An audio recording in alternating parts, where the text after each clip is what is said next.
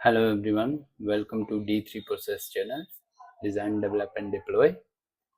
आज की इस वीडियो में हम React.js एंड Tailwind CSS4 को सेटअप करेंगे। React.js का 18 वर्जन यूज करेंगे और Tailwind CSS का 4th वर्जन यूज करेंगे। इसके साथ साथ हम कुछ पैकेजेस को भी इंस्टॉल करेंगे जैसे React Router DOM, Farming, Yup, Axios and Redux Toolkit। और इससे भी पहले हम एक रेपोजिटरी क्रिएट करेंगे।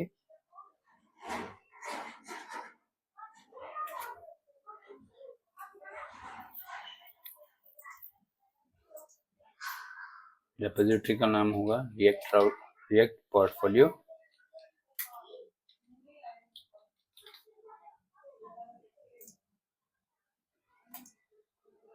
और याद रहे कि वीडियो को पूरा देखें क्योंकि इसमें कुछ चीज़ें कॉम्प्लेक्स हो सकती हैं। हो सकता है कि आपको कुछ नया सीखने को मिल जाए, क्योंकि हम जितना भी कुछ सिखाने की कोशिश करेंगे वो प्रोफेशनल लेवल पर ही सिखाया जाएगा, जैसे कि इंडस्ट्रीज में यूज किया जाता है। राइट, तो हमारी रेपोजिटरी क्रिएट हो चुकी है।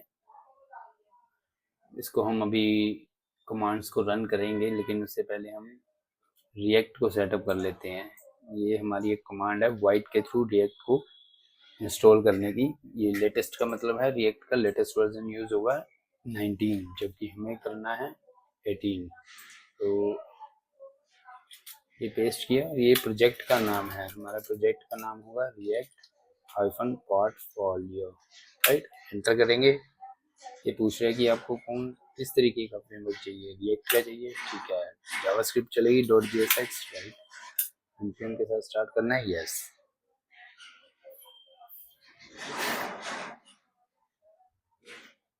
ये हमारा सर्वर रन हो चुका है। इसको हम एक बार ब्राउजर में रन करके देखते हैं कि ये चल रहा है या नहीं चल रहा। हाँ, ये चल चुका है, हमारा रिएक्ट का सेटअप हो चुका है। अभी हम कुछ पैकेजेस इसमें इंस्टॉल करेंगे। उससे पहले हम इस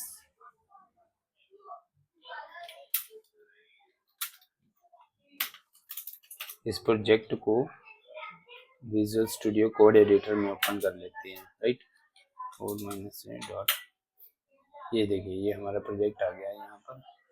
ठीक है, तो इसमें हम क्या सेटअप करेंगे, सबसे पहले 18 को अपडेट करते हैं, डिग्रेड करते हैं 19 से 18। यहाँ हमारे पास पैकेज जिसमें 19 है, तो ये डिग्रेड करेंगे और ये चीज़ रिमूव करेंगे। टाइपस्क्रिप्ट हम जब यूज़ करते हैं तब होता है, तो डिफ़ॉल्ट जब वाइट के थ्रू हम लेटेस्ट वर्जन यूज़ करते हैं तब वो ये ऐड ऑन कर देता है। जब हम इसको डिग्रेड करेंगे 18 से, तो ये भी हमें दो चीज़ें रिमूव करनी पड़ेंगी। राइट, तो अभी हम पहले इसको डिग्रेड कर लेते हैं इस कमांड के through, npm install react at 18 react dom at 18। Right, enter किया।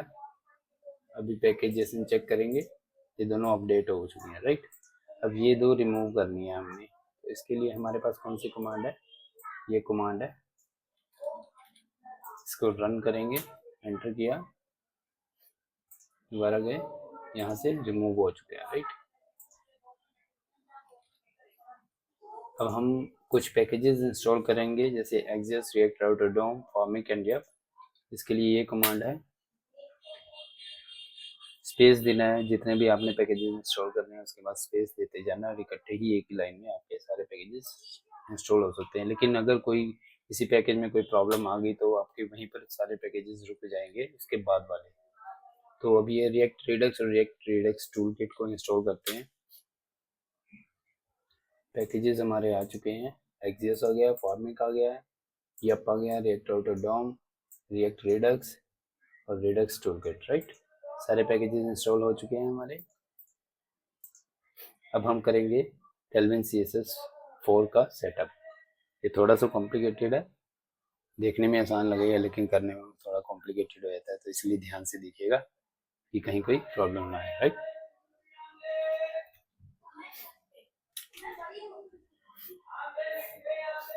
ये हमारी कमांड है npm install tailwind css white। इसको हम रन करेंगे। अब देखना यहाँ पर हमारा पैकेज जेसन में आ चुका होगा टेलविन CSS, टेलविन CSS आ गया 4th वर्जन, राइट।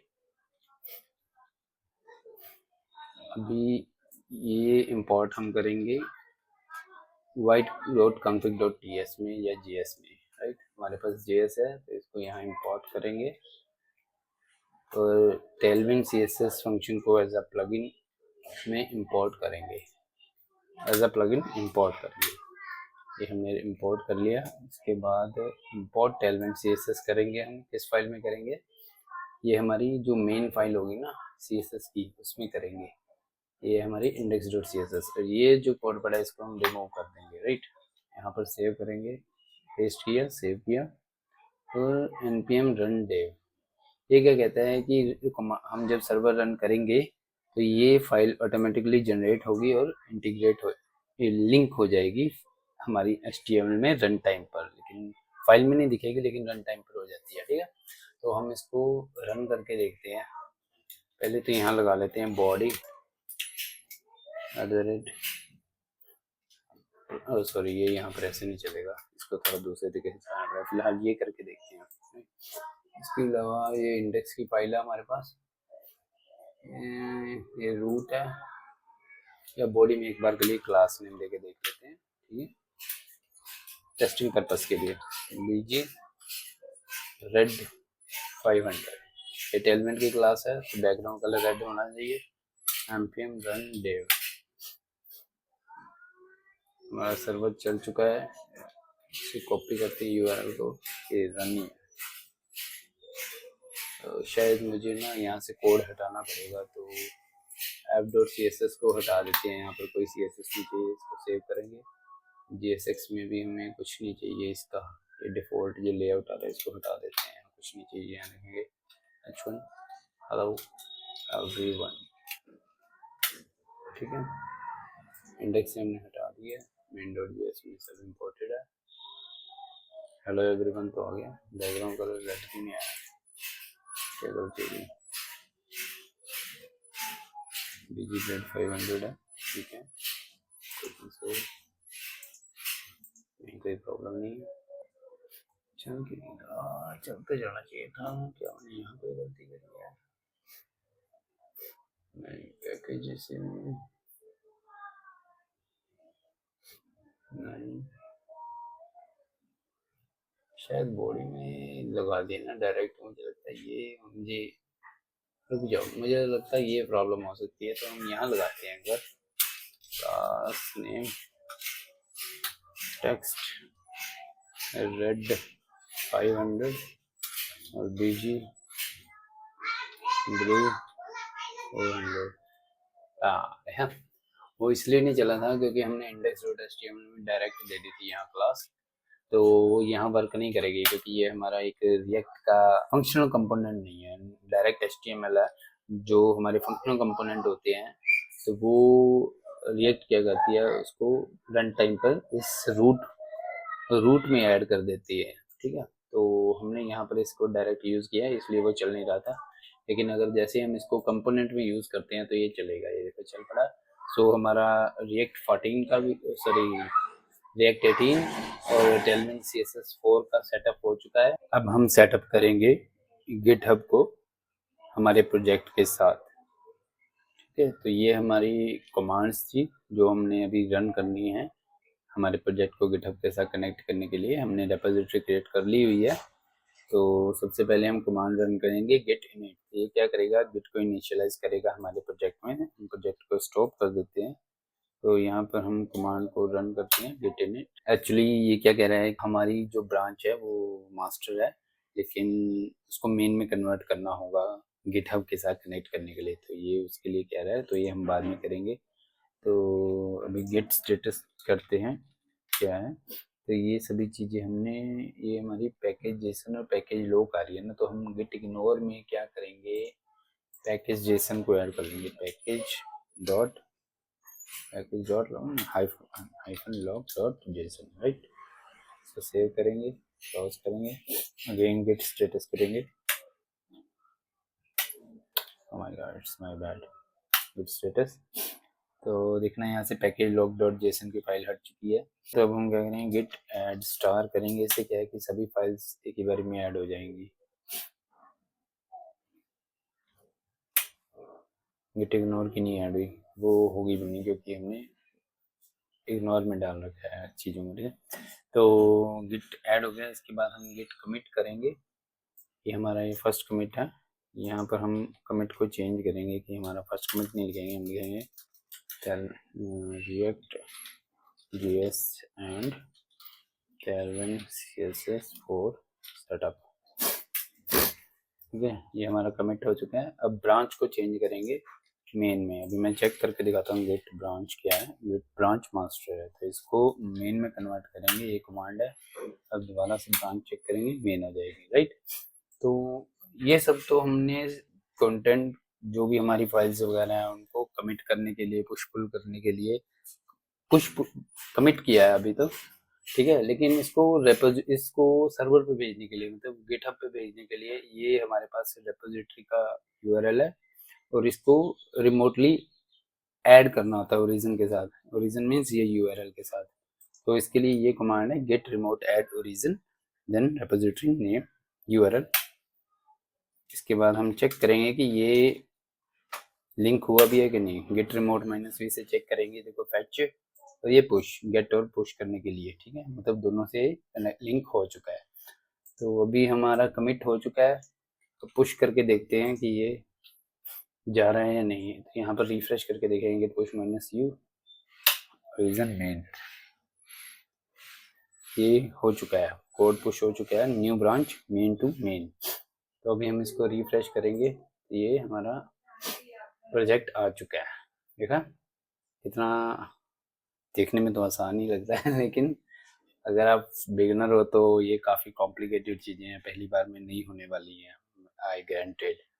लेकिन आप इंटरमीडिएट या एडवांस हो तो शायद आपको ये इतनी आसान लगे कि आप बोलोगे यार थोड़ा जल्दी करो आसान है। तो ये हमारा गिटहब सेटअप हो चुका है।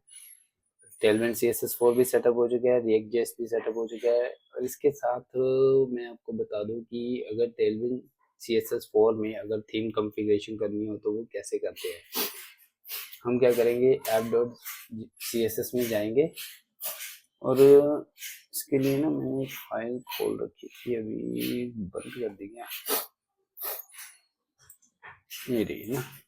इसको मैं कॉपी करूँगा और इसको index.js CSS में इंपोर्ट करेंगे। ये ऊपर टेलविंड CSS को इंपोर्ट किया। उसके बाद ये क्या है मैं आपको बताता हूँ। @theme, थीम में क्या आता है कि हमारे वेरिएबल्स के नेम आते हैं जो हमने कस्टम क्रिएट करने हैं। हालांकि जो टेलविंड है वो खुद ही इनबिल्ट इतनी यूटिलिटी क्लासेस दे देता है कि जरूरत नहीं पड़ती है। लेकिन जब हमें थीम की जरूरत पड़े, थीम का मतलब क्या होता है कि हमारे अपने खुद का कलर्स कलर या फॉन्ट फैमिली वगैरह या स्पेसिंग वगैरह ऐड ऑन करनी है। तो लेट्स सपोज कि प्राइमरी कलर वहाँ पे ग्रीन है, लेकिन हमें ऐसा कलर चाहिए कि वो टेलविंड CSS में है ही नहीं है। तो उसके लिए हम क्या करेंगे, ये वेरिएबल नेम दे देंगे और उस पर वहाँ पे कलर हैक का हेक्स कोड दे देंगे। ऐसे ही तो थीम्स के अंदर ये सब चीज़ें आती हैं। और बेस स्टाइल में क्या है, बेस स्टाइल में हो गया जैसे बॉडी को कोई डिफॉल्ट CSS देनी है या H1 H2 H6 तक जितने भी टैग्स होते हैं उन सबको डिफॉल्ट CSS देनी है। तो उसके लिए हम बेस में देते हैं कि इसका बेस ऐसा हो। और कंपोनेंट्स में क्या होता है, जैसे एक बटन एक कंपोनेंट है, ठीक है। तो कोई कार्ड है वो एक कंपोनेंट है, बनी बनाई चीज, ठीक है। तो उसको हम बोलते हैं कंपोनेंट्स। जैसे बटन प्राइमरी हमारा एक कंपोनेंट है, कार्ड एक कंपोनेंट है। तो इसके इसकी सारी तो इसको हम कंपोनेंट्स में ऐड करते हैं, राइट। अभी और भी चीजें आएंगी, मैं आपको बताऊंगा कि कंपोनेंट्स में क्या क्या आ सकता है। और कस्टम यूटिलिटीज का मतलब है जैसे टेलविंड CSS हमें क्लासेस प्रोवाइड करता है, उसको हम बोलते हैं क्लास यूटिलिटीज। तो ऐसे ही अगर आपको अपनी कोई क्लास बनानी है, ठीक है, तो उसको हम बोलते हैं यूटिलिटीज। तो वो हमारी यूटिलिटी के अंदर आती है। जैसे हम फ्लेक्स सेंटर बना दिया, ठीक है। हालांकि ये सब क्लासेस टेलविंड CSS प्रोवाइड करता है, लेकिन वो डिफरेंट डिफरेंट है। तो जैसे मैंने यहाँ फ्लेक्स सेंटर दिया, तो फ्लेक्स सेंटर में मेरी ये सारी प्रॉपर्टीज एक बार में लगी आ जाएगी। कहाँ मुझे 3 क्लासेस फॉलो करनी होगी, तो लेकिन यहाँ पर मुझे एक ही क्लास फॉलो करनी होगी, ठीक है। तो ये हमारी खुद की एक यूटिलिटी हो गई। ठीक है, तो ये चीजें हैं। और एक और चीज बता दूं कि जैसे ये कलर वेरिएबल प्राइमरी है ना, तो इसको यूज करने के लिए ऐसे यूज होता है वेर ब्रैकेट्स, ब्रैकेट्स के अंदर hyphen hyphen colour hyphen primary, मतलब जो वेरिएबल का नेम है, राइट। तो अभी जैसे बॉडी को बैकग्राउंड कलर ये दिया हुआ है ना हमने, अगर हम प्रोजेक्ट को रन करें, हम रन डेव, तो देखना बॉडी का प्राइमरी कलर ये कौन सा है, 2563 EB है ना, 2563 EB। ये देखो कलर चेंज हो गया ना। अभी इसका कलर कोड चेक करते हैं, बैकग्राउंड कलर क्या है, ये बॉडी पे गए, एक कलर प्राइमरी आ गया, इसके होवर पे देखो आपको दिख रहा है 2563 EB, हो गया नहीं कलर चेंज। तो ये टेलमेंट का फीचर है। आज हमने रिएक्ट जेएस को सेटअप करना सीखा, इसको डिग्रेड करना सीखा, टेलमेंट सीएसएस को सेटअप किया, वो भी लेटेस्ट वर्जन के साथ। पैकेजेस कैसे इंस्टॉल होते हैं, अनइंस्टॉल कैसे होते हैं, वो भी सीखे। और थीम कॉन्फ़िगरेशन कैसे करते हैं टेलमेंट सीएसएस में, और गिटहब को कैसे इंटीग्रेट करते हैं रिएक्ट के प्रोजेक्ट के साथ। तो आज की वीडियो यही तक, मिलते हैं नेक्स्ट वीडियो में। लाइक, सब्सक्राइब और कमेंट करना मत भूलिएगा।